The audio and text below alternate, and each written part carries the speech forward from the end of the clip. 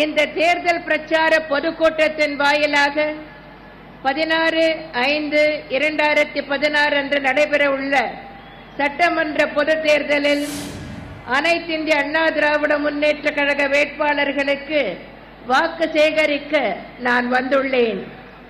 தமிழகம் வளர்ச்சி பாதையில் செல்ல வேண்டும். தமிழ்நாட்டில் குடும்ப ஆட்சிக்கு முற்றுப்புள்ளி வைக்க வேண்டும். தமிழகத்தில் நல்லாட்சி அமையப்பெற வேண்டும்.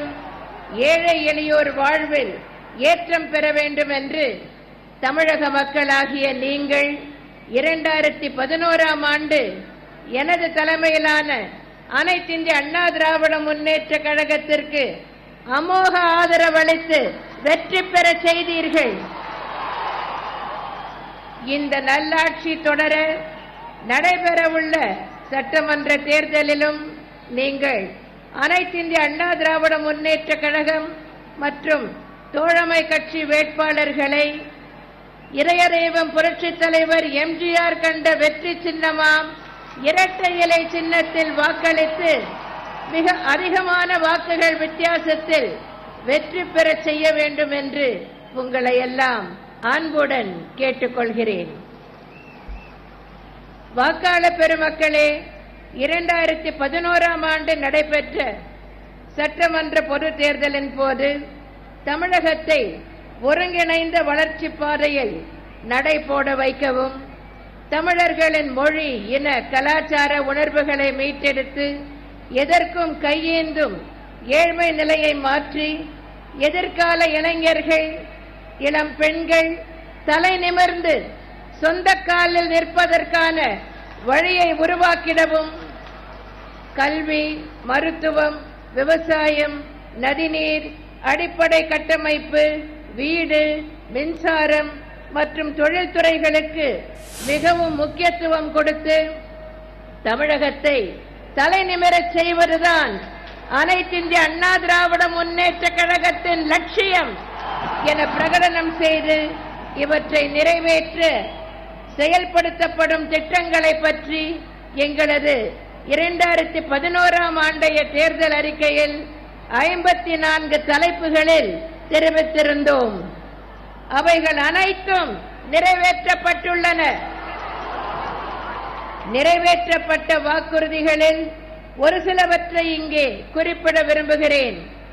விலையில்லா அரிசி மற்றும் குறைந்த விலையில் பருப்பு வகைகள், சமையல் எண்ணெய், பசுமை வீடுகள் திட்டம், கறவை மாடு ஆடுகள் வழங்கும் திட்டம், மீனவர்களுக்கு உதவி, விலையில்லா மிக்சி, கிரைண்டர் மற்றும் மின்விசிறி வழங்கும் திட்டம், மகப்பேறு நிதி உதவி மற்றும் 6 மாத பேறுகால விடுமுறை, தாலிக்கு தங்கத்துடன் 50,000 ரூபாய் வரை திருமண நிதி உதவித்தொகை, முதியோர் உதவித்தொகை, மடிக்கணினி வழங்கும் திட்டம், கல்லூரி மற்றும் பள்ளி மாணவர் விடுதிகளுக்கு உணவு கட்டணங்கள் உயர்த்தி வழங்கப்பட்டது. முகாம் வாழ் இலங்கை தமிழர்களுக்கும் அனைத்து உதவிகள் வழங்கப்பட்டன. அரசு கேபிள் டிவி இணைப்பு, உழவர் பாதுகாப்பு திட்டம், புதிய பேருந்துகள், விவசாய புரட்சி, சீரமைக்கப்பட்ட மருத்துவ காப்பீட்டு திட்டம், இருண்ட தமிழகம் ஒளிமயமாக்கப்பட்டு 7485.5 மெகாவாட் மின்சாரம் மின் தொகுப்பில் கூடுதலாக சேர்க்கப்பட்ட வரலாற்று சாதனை. ஜவுளி பூங்காக்கள், நகர்ப்புறம் போன்று கிராமப்புறங்களிலும் வசதிகள், மாணாக்கர்களுக்கு 5000 ரூபாய் உதவித்தொகை, 25% மானியத்துடன் கடன் உதவி, மூத்த குடிமக்களுக்கு கட்டணமில்லா பேருந்து பயணம், மினரல் வாட்டர் திட்டம். கடந்த சட்டமன்ற பொதுத் தேர்தலின் போது நான் அளித்த வாக்குறுதிகளை நிறைவேற்றியதோடு மட்டுமல்லாமல் நீங்கள் எதிர்பார்க்காத பல திட்டங்கள், நீங்களே நினைத்து பார்க்காத பல திட்டங்களை நான் செயல்படுத்தி இருக்கிறேன். ஏழை எளிய நடுத்தர மக்களுக்கு பயனளிக்கும் திட்டங்களை நாங்கள் செயல்படுத்தி உள்ளோம். அம்மா உணவகங்கள், அம்மா குடிநீர், அம்மா உப்பு, அம்மா சிமெண்ட், அம்மா விதைகள், அம்மா மருந்தகங்கள், பண்ணை பசுமை, காய்கறி விற்பனை நிலையங்கள் என பல்வேறு திட்டங்களை செயல்படுத்தியுள்ளோம்.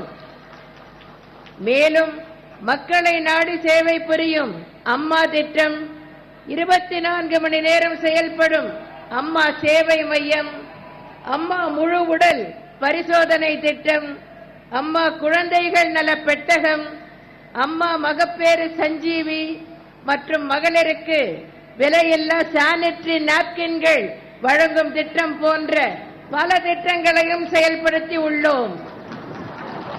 நான் சொன்னதை செய்தேன்.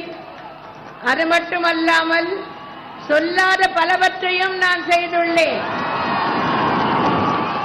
ஆனால் திமுகவினர் தேர்தல் வாக்குறுதிகள் எதையும் அனைத்து இந்திய அண்ணா திராவிட முன்னேற்ற கழக அரசு நிறைவேற்றவில்லை என பொய் பிரச்சாரம் மேற்கொண்டு வருகின்றனர்.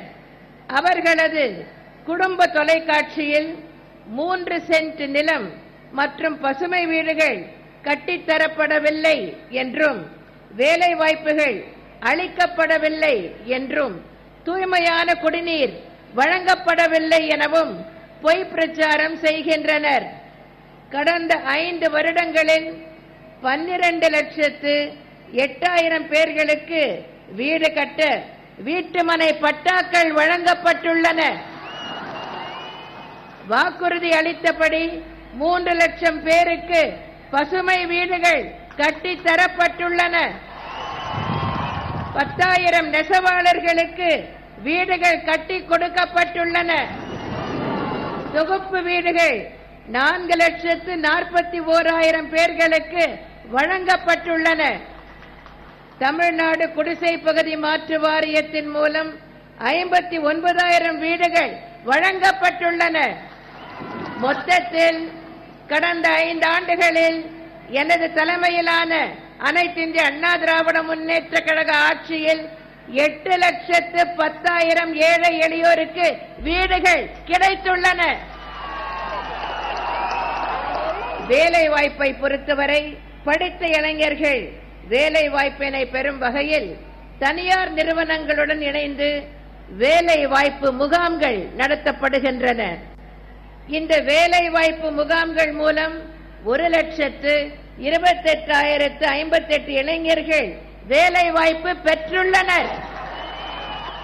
இதுவன்றி வேலை வாய்ப்பு துறை, தமிழ்நாடு அரசு பணியாளர் தேர்வாணையம், ஆசிரியர் பணி தேர்வு வாரியம், சீருடை பணியாளர் தேர்வு வாரியம், மருத்துவ பணியாளர் தேர்வு வாரியம் மற்றும் நேரடி தேர்வு ஆகியவற்றால் 3,03,111 நபர்கள் அரசு மற்றும் அரசு துறைகளில் பணியமர்த்தப்பட்டுள்ளனர். தொழிலாளர் வருங்கால வைப்பு நிதி நிறுவனம், அதாவது எம்ப்ளாயீஸ் ப்ராவிடென்ட் ஃபண்ட் ஆர்கனைசேஷனில் உள்ள கணக்குப்படி 1,29,997 புதிய வேலை வாய்ப்புகள் ஏற்படுத்தப்பட்டுள்ளன. தூய்மையான குடிதண்ணீரை பொறுத்தவரை 1,00,000 ஊரக குடியிருப்புகளில் 91,000 குடியிருப்புகளுக்கு உலக சுகாதார அமைப்பின் அளவுகோலின்படி தூய்மையான குடிதண்ணீர் வழங்கப்படுகிறது. மீதமுள்ள 9,000 குடியிருப்புகளில் பகுதி அளவு குடிநீர் வழங்கப்பட்டு வருகிறது.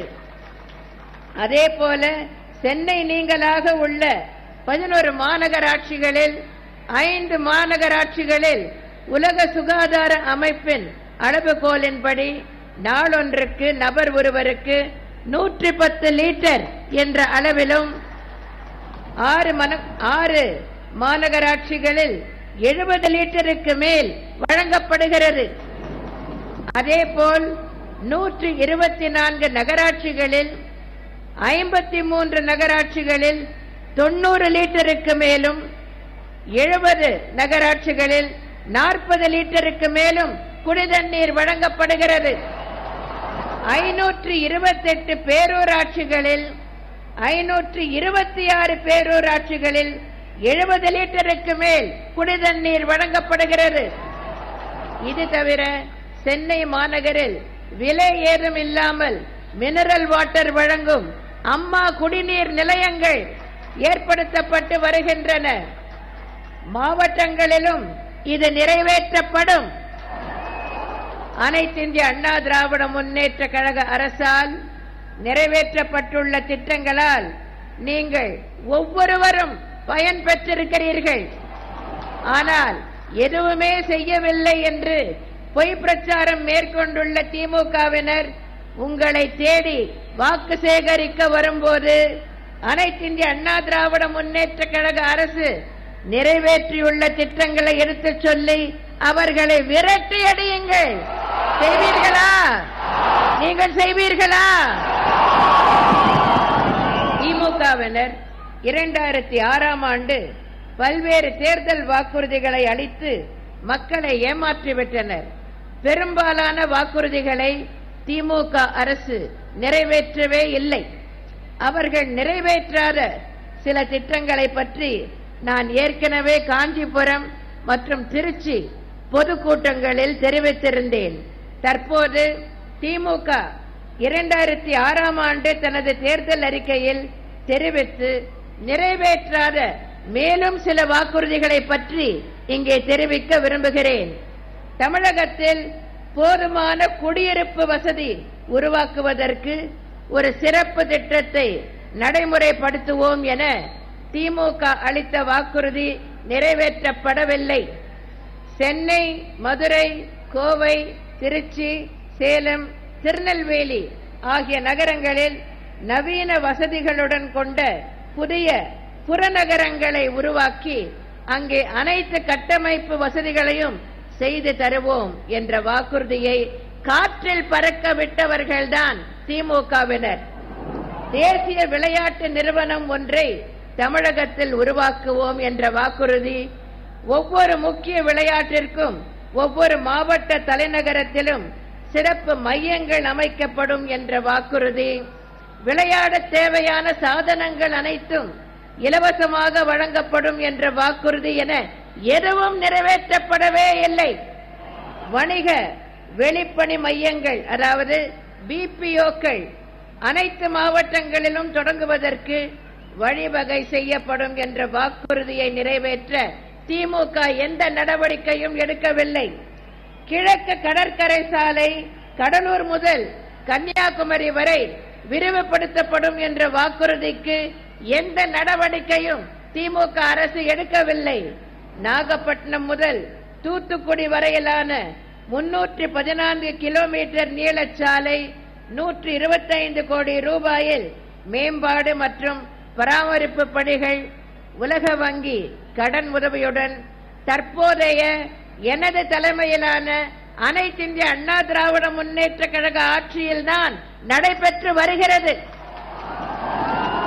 அதேபோல் தூத்துக்குடி முதல் கன்னியாகுமரி வரையிலான சாலையில் 13 நகரங்களுக்கு புறவழிச்சாலை அமைத்தல் மற்றும் சாலைகளை மேம்படுத்துதல், அகலப்படுத்துதல் ஆகிய பணிகள் 257 கோடி ரூபாய் செலவில் தற்போதைய எனது தலைமையிலான அனைத்து இந்திய அண்ணா திராவிட முன்னேற்ற கழக அரசினால் தான் மேற்கொள்ளப்பட்டுள்ளது. திரு கருணாநிதியை பொறுத்தவரை தேர்தலின் போது வாக்குறுதிகளை அள்ளி வீசி விடுவார். பின்னர் அதை செயல்படுத்தும் போது அந்த திட்டத்தினால் தனக்கும் தன் மக்களுக்கும் என்ன ஆதாயம் கிடைக்கும் என்று பார்ப்பார். திட்டங்களினால் தங்களுக்கு எந்தவித ஆதாயமும் இல்லை என்றால் அந்த திட்டத்தையே செயல்படுத்த மாட்டார் திரு கருணாநிதி. அதனால்தான் நான் தற்போது தெரிவித்த திட்டங்களை எல்லாம் திரு கருணாநிதி செயல்படுத்தவில்லை. திரு கருணாநிதி தேர்தல் வாக்குறுதியில் தெரிவித்து செயல்படுத்திய திட்டம் ஒன்று இருக்கிறது. அதுதான் இலவச வண்ண தொலைக்காட்சி பெட்டி வழங்கும் திட்டம். இந்த திட்டத்திலும் மக்களை ஏமாற்றவே செய்தார் திரு கருணாநிதி. எப்படி என்று கேட்கிறீர்களா? 2006ஆம் ஆண்டில் வண்ண தொலைக்காட்சி பெட்டி என்றாலே 21 இன்ச்சஸ் தொலைக்காட்சி என்றுதான் மக்கள் நினைத்தார்கள். ஏனெனில் சாதாரணமாக புழக்கத்தில் இருந்தது 21 இன்ச்சு தொலைக்காட்சி பெட்டி தான். திரு கருணாநிதிக்கு இந்த திட்டத்தின் மூலம் தன் குடும்பத்திற்கு கிடைக்கும் ஆதாயம்தான் முக்கியம். எனவேதான் மக்களை ஏமாற்றும் விதமாக 14 இன்ச் வண்ண தொலைக்காட்சி பெட்டி வழங்கினார். மக்கள் 21 இன்ச் தொலைக்காட்சி பெட்டி கிடைக்கும் என்று எதிர்பார்த்த வேளையில் 14 இன்ச் வண்ண தொலைக்காட்சி பெட்டியை வழங்கினார். 2006ஆம் ஆண்டு தேர்தலுக்கு முன்னரே இலவச தொலைக்காட்சி பெட்டிக்கு கேபிள் இணைப்பு வேண்டுமே, அதற்கு மாதம் பணம் கட்ட வேண்டுமே, அதை யார் தருவார்கள் என மக்கள் கேள்விகள் கேட்டபோது திரு கருணாநிதி இலவச கேபிள் இணைப்பையும் கொடுத்து தொலைக்கிறேன் என்று கூறி மக்களை ஏமாற்றினார். இலவச வண்ண தொலைக்காட்சி பெட்டி திட்டமே தன் குடும்பத்திற்கு வருமானம் சேர்க்கும் திட்டம்தானே. எனவேதான் கொடுத்து தொலைக்க வேண்டியதை மறந்துவிட்டார் திரு கருணாநிதி.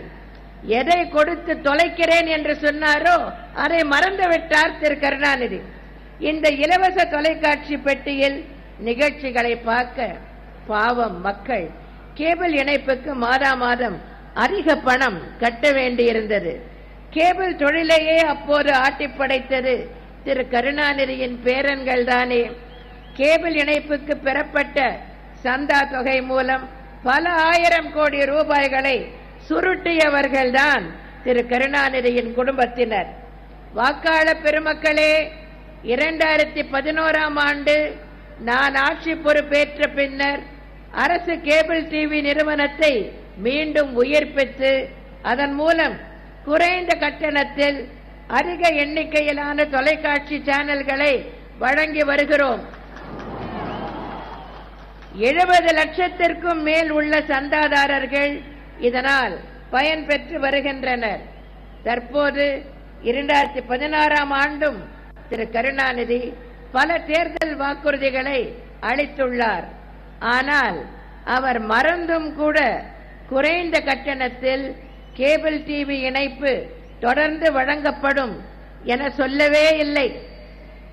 வாக்காளர் பெருமக்களே, திமுகவினர் வாக்கு சேகரிக்க உங்களை நாடி வரும்போது 70 ரூபாய்க்கு பதிலாக 250 ரூபாய் கேபிள் கட்டணம் செலுத்தவா உங்களுக்கு வாக்களிக்க வேண்டும் என்று கேட்டு அவர்களை விரட்டி அடியுங்கள். செய்வீர்களா? நீங்கள் செய்வீர்களா? இப்பொழுது நீங்கள் செலுத்துகின்ற கட்டணம் கேபிள் டிவி இணைப்புக்கு மாதம் 70 ரூபாய்.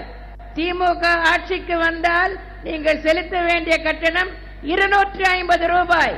இதை சொல்லியே நீங்கள் திமுகவினர் வாக்கு கேட்க வந்தால் துரத்தி அடிக்க வேண்டும். திரு கருணாநிதியையும் திமுகவினரையும் பொறுத்தவரையில் எந்த திட்டம் என்றாலும் ஊழல்தான். ஆட்சி அதிகாரத்தை வைத்து அவர்களது வாழ்வை வளம் பெற செய்வதில்தான் கண்ணும் கருத்துமாக இருப்பார்கள். அதில் பங்கு பிரிப்பதிலே குடும்பத்திற்குள் சண்டை வரும், குழப்பம் வரும். அந்த பிரச்சனை தீர்ந்தவுடன் அவர்கள் ஒன்றாக சேர்ந்து விடுவார்கள். 2008ஆம் ஆண்டு திரு கருணாநிதியே இவற்றையெல்லாம் வெளிப்படுத்தியுள்ளார். சாதாரண வியாபாரம் செய்து வந்த திரு கருணாநிதியின் பேரன்கள் எப்படி மிக பெரும் பணக்காரர்கள் ஆயினர் என எல்லோரும் கேட்பது போலவே திரு கருணாநிதியும் கேட்டுள்ளார். பூமாலை என்னும் கேசட் வியாபாரம் நடத்திய போது இருந்ததை விட அதன் வளர்ச்சி சுமங்கலி கேபிள் விஷனாக, சன் டிவியாக, சன் நெட்வொர்க்காக வளர்ந்து மாறியதும் மாறனின் பிள்ளைகளும் மாறிவிட்டார்கள் என்று அப்போது அங்கலாய்த்திருக்கிறார் திரு கருணாநிதி. சன் டிவி பங்குகள் பிரிக்கப்பட்டு தனக்கு 100 கோடி ரூபாய் கிடைத்தது என்றும், எதற்காக இது அவ்வளவு அவசரமாக பிரிக்கப்பட்டது என்றும் கேள்வி எழுப்பினார் திரு கருணாநிதி. சன் டிவி பங்கு சந்தையில் காலடி வைத்து பங்குகளின் ஒரு பகுதியை பொதுமக்களுக்கு விற்கும் போது அந்த நிறுவனம் பற்றிய விவரத்தை பங்கு பரிமாற்று வாரியத்திற்கு தெரிவித்தது. அந்த விவரத்தில் திரு கருணாநிதியின் துணைவியார் திருமதி தயாளு அம்மாள் அவர்களின் வசமிருந்த 1,15,000 பங்குகளை 36 கோடியே 50 லட்சம் கொடுத்து திரும்ப வாங்கிவிட்டதாக திரு கருணாநிதி மாறன் தெரிவித்திருந்தார். ஆனால் திரு கருணாநிதி தன்னுடைய அறிக்கையில் 100 கோடி ரூபாய் என்று தெரிவித்தாரே. அப்படி என்றால் மீதி எல்லாம் கருப்பு பணமா? பின்னர் தினகரன் பத்திரிகையையே இவர்கள் வாங்கிவிட்டார்கள் என்று திரு கருணாநிதி ஏன் குமுறினார்? திரு கருணாநிதி ஆட்சியில் எங்கும் லஞ்சம், எதிலும் லஞ்சம் தான் இருந்தது.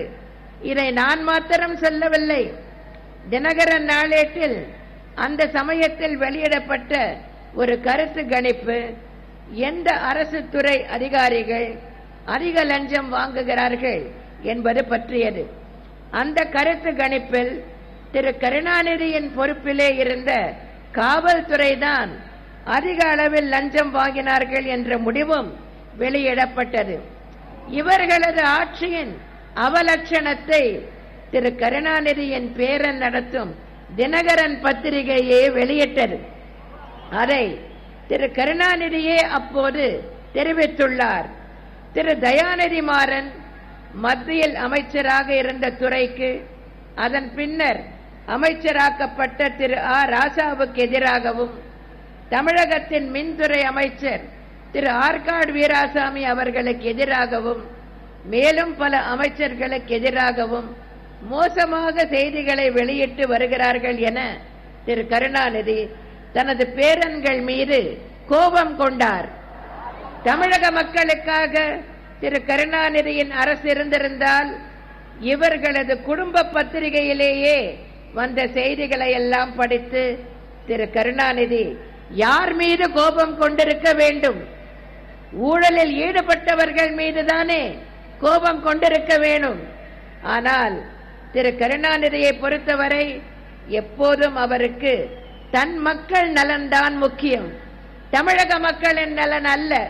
எனவேதான் இது பற்றி செய்தி வெளியிட்டவர்கள் மீது கோபம் கொண்ட திரு கருணாநிதி அண்ணா அறிவாலயத்தில் இருந்த சன் டிவி அலுவலகத்தை காலி செய்யும்படி அவர்களுக்கு உத்தரவிட்டார். திரு கருணாநிதியை போலத்தானே அவர்களது பேரன்களும் இருப்பார்கள். எனவேதான் அண்ணா அறிவாலயத்திலிருந்து சன் டிவி அலுவலகத்தை காலி செய்யும் போது அவர்கள் வாடகைக்கு இருந்த கட்டடத்தை சேதப்படுத்தினார்கள். அன்பார்ந்த வாக்காளர் பெருமக்களே, அரசியலுக்காக நான் இதை சொல்லவில்லை. திரு கருணாநிதி தான் அவ்வாறு சொல்லி அந்த கட்டடம் எவ்வாறெல்லாம் சேதப்படுத்தப்பட்டது என்பது பற்றி புகைப்படங்களையும் வெளியிட்டார். அதன் பின்னர் சிறிது காலத்தில் இந்த பிரச்சனை எப்படி தீர்ந்து ஒன்றாக இணைந்தார்கள்? அதன் பின்னணியில் நடந்தது என்ன? இதில் என்ன பேரம் நடந்தது? எவ்வளவு பணம் கைமாறியது என்பதை திரு கருணாநிதி தான் விளக்க வேண்டும்.